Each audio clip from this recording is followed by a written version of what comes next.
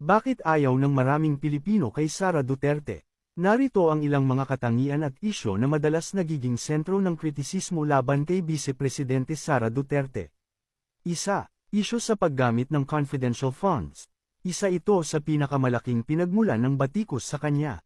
Marami ang hindi sang-ayon sa hiling at paggasta ng malalaking halaga ng confidential and intelligence funds sa Office of the Vice President at Department of Education, lalo na ang mabilis na paggasta ng 125 na milyong piso sa loob lamang ng 11 araw noong 2022.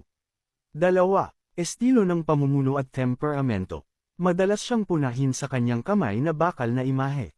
Ang ilang mga insidente tulad ng panununtok sa isang sheriff noong siya ay mayor pa ng Davao ay nakikita ng mga kritiko bilang kawalan ng pasensya at hindi angkop na pag-uugali para sa isang mataas na opisyal ng gobyerno.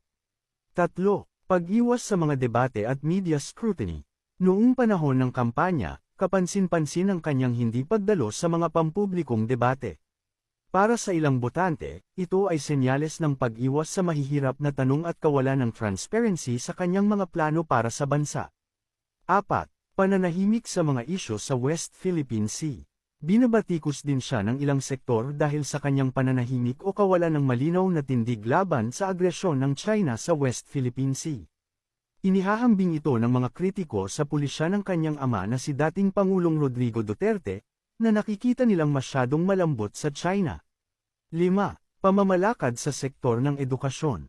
Bilang dating kalihim ng DepEd, nakatanggap siya ng kritisismo sa pagtutulak ng mga programang tulad ng mandatory ROTC sa halip na pagtuunan ng pansin ang kakulangan sa mga silid-aralan, mababang pasahod sa mga guro, at ang krisis sa kalidad ng edukasyon sa bansa. 6. Red tagging. May mga grupo, lalo na ang mga progresibong organisasyon at unyon ng mga guro, na ayaw sa kanyang hilig na mag-ugnay ng mga kritiko sa mga rebelding grupo sa halip na tugunan ang kanilang mga hinaing sa pamamagitan ng dialogo. Paalala, ang mga puntong ito ay base sa mga karaniwang sentimiento ng mga kritiko at oposisyon. Ang pagtingin sa mga katangiang ito ay depende sa pananaw ng bawat individual sa kung ano ang dapat na asal at prioridad ng isang leader.